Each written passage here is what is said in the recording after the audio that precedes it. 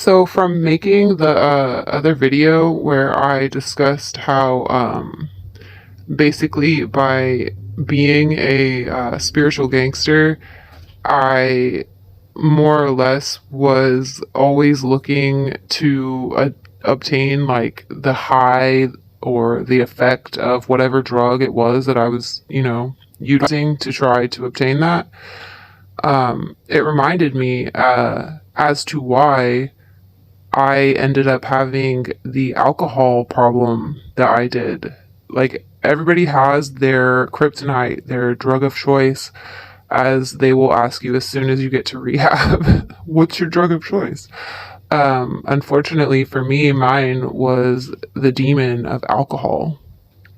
And the reason I was reminded of this is because um, I am sure that if I had a less, strong spirit, I probably would have ended up being a drug addict.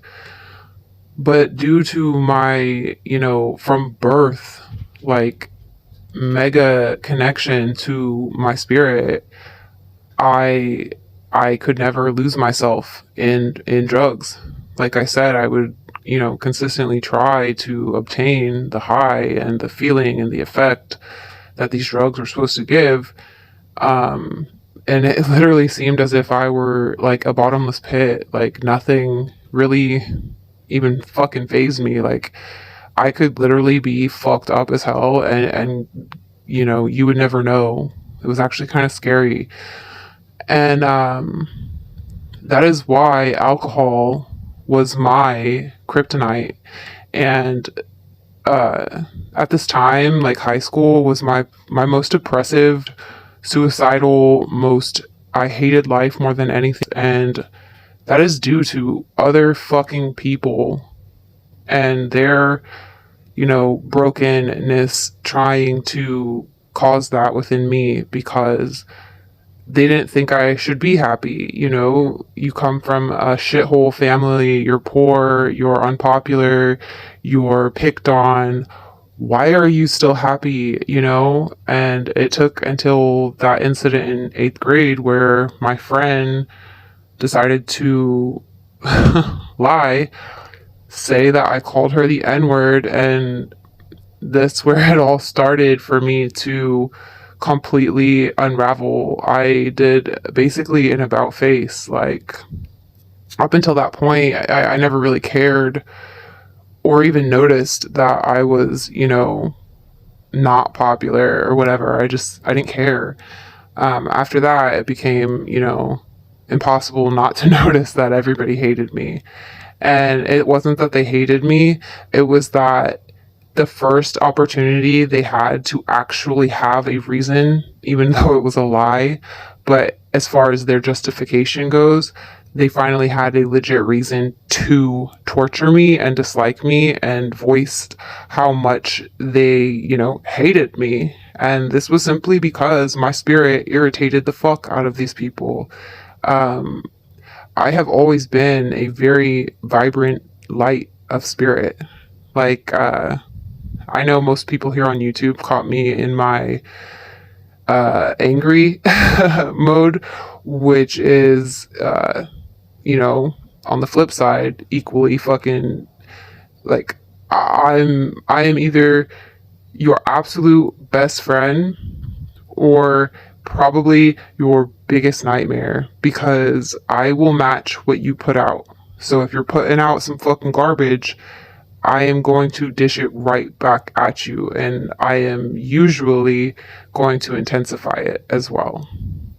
So, anyways, the reason I became a what I thought was an alcoholic, which I later learned that's not, nobody is an alcoholic. People have a spiritual attachment of a demonic entity that is an alcoholic, more or less. Spirits is quite literally called spirits because it is spirits in a bottle. Your soul does not like the toxicity that alcohol puts in your body. And so, as you're drinking, once you reach a certain point, your soul literally checks out and you become a vacant vessel for any fucking demonic energies, entities, any wayward spirits, anything around you that sees your vacant light and wants to fucking hijack your vessel. That is why, one, we don't remember anything from when we black out, but yet we're still fully functional and like able to, drive a car, get arrested, all these different things you can still do, but you don't remember any of it because you're literally not there. Somebody else is driving your meat suit. It took me so many fucking my god, alcohol was literally my demon, okay? And the reason this is, what I was getting to, is that it is the only drug that I have ever found that I could lose consciousness. And so at that time in my life when I began my drinking as a juvenile, I had, I want to say like 15 separate underage drinking arrest charges on top of a bunch of other shit. But that's why I ended up doing basically an entire year between two facilities of juvenile hall, basically. Although they were more along the lines of like military boot camp type juvies, not like, I don't know what regular juvie is like, but yeah, we were getting screamed at and, the whole shit, like about face, fucking cadences, fucking marching, all that jazz, okay? But to be honest, if not for that, the second juvie that I went to, Abraxas, which is the demon's name, mind you, but if not for that, I don't know that I would have ever been able to have any respect at all or hold a job. It is literally where I learned how to do things and how to do them quickly and how to follow order. Because prior to this, I was literally a fucking, like, you cannot tell me what to do. And I still am that way, but I have grown up and realized that, pick which fight you're going to fight and try not to make it with, police officers because they will arrest you. And I'm fucking tired of getting arrested. So I've just learned to calm the fuck down, really. But when I used to be shit-faced drunk and police would, show up, I am guaranteed going to jail because, one, I'm not there, I'm checked out. And the person who is there has a, very bad taste in her mouth of police kicking in her front door and arresting her dad and pulling us over and, oh, dad's going to jail, like, all the fucking time. So cops to me were the enemy from the get-go. And when I was shit-faced drunk, I did not hide that they were the enemy and I became very combative. They would always try to charge me with like the most ridiculous offenses, like felony, when I get arrested. And then ultimately when I'm in front of the judge, the majority of it gets dropped and I'll get like, a misdemeanor stuck. So thank God for that. But, yeah, that is why people are able to, no lie, when I crashed my car and got my DUI, it took fucking 7 male officers to fucking restrain me. And I don't know how or why, but I recall this one part of, them all trying to wrestle me to the ground, basically. This woman officer was, recording it, and it was fucking, like, I was enraged over this, and I just kept trying to get her, and I wanted to grab that fucking, I think it was like a phone that she was recording me on, and probably because I was fucking psycho, I was demonized, I was possessed.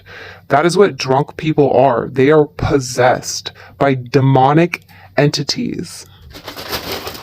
Like, it took me until realizing this for me to cure my alcoholism. I suffered from like 15 until literally about 25. Like, I'm not even exaggerating when I say half of that time period was spent drunk and the other half was spent hungover. And I lived like this, and it was just normal to me to wake up in the morning and my entire apartment was demolished because I was shit-faced drunk the night before, and something obviously set me off, so I trash my own fucking apartment. And I mean trash as in demolish, break things, smash things. I would find like my phone, in pieces by the wall on the floor. Like it was bad.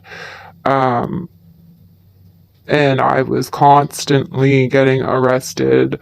Ironically, often around the full moon. But it's not funny. It was literally it's pretty crazy actually how through all of this, right? Through all of my, very, low points and the addiction phases and the, homeless, the abandoned, the broken, I always remained connected to spirit, and it has always been who I am. I've just struggled immensely with all of these other parts of who I am. And I think if not for that, I would probably be dead, to be honest, like more than a few times over. But yeah, so I truly believe that addiction is 100% a spiritual crisis. It is your spirit in crisis. And it has been ignored so long to the point that you are crying for help to your own fucking spirit by indulging in this like addiction. Like you're more or less like a lost soul, and the addiction is the SOS, the light that you're using to like flag spirit down to fucking save you. That is why AA and NA are the most successful programs to cure addiction, and that is because it connects people to their spirit above all else. That is the part that works. I actually, this is how stubborn I am. I like enjoyed AA, going to AA. I went on my own until I was court appointed, and then I hated it. And I actually did not complete it was like 60 classes or some shit I was supposed to do, but I resented it because now I was one of those people who had to stand there and wait afterwards to get their fucking court card signed, and it didn't feel authentic. It's not that I just didn't want to, I stopped going. I resent anything that somebody tries to tell me I have to do, and that is my rebellious, hard-headed, fuck authority side that I unfortunately at 31 have not completely outgrown. Not yet anyways. But I am who I am, and I'm not ashamed of it. In fact, if not for all of these things that I have been through, I wouldn't be myself. I wouldn't be who I am, and who I am is a very well-rounded, very, humble, fucking down-to-earth person. And by sharing my stories and, putting my vulnerabilities out there, it makes it okay for other people to do the same. And not to, have war stories and one up somebody with your past being worse, but to just be authentic and to make other people feel okay about the shit that they have gone through. But you cannot cure a spiritual disease with fucking medicine, with pills, with pacification. Like, it has to be examined for what it is, and it is a spiritual problem. And it can only be solved spiritually. Addiction is a demon. It is different various levels of demons, but ultimately it is a demonic attachment that you need to more or less cut the fuck off. And until you can see it as that, you will always just assume This is something you have to live with. It's a disease. It's inherited. I never believed any of that bullshit. Although my reasoning behind it was, inaccurate. But the ultimate, theory I had was that no, it's not. And it's not. It is an attachment. And it absolutely can be, released. But you have to fucking wake up and see it for what it really is. It is not something you just have to fucking, oh, well, my dad was an alcoholic and I'm an alcoholic and there's nothing I can do about it. So every single day I just have to tell myself I am an alcoholic and I can't drink. No. No, that's not true. And yet again, this is another unpopular opinion of mine, but, I'm going to cap it at that for now. I don't want to make this too long.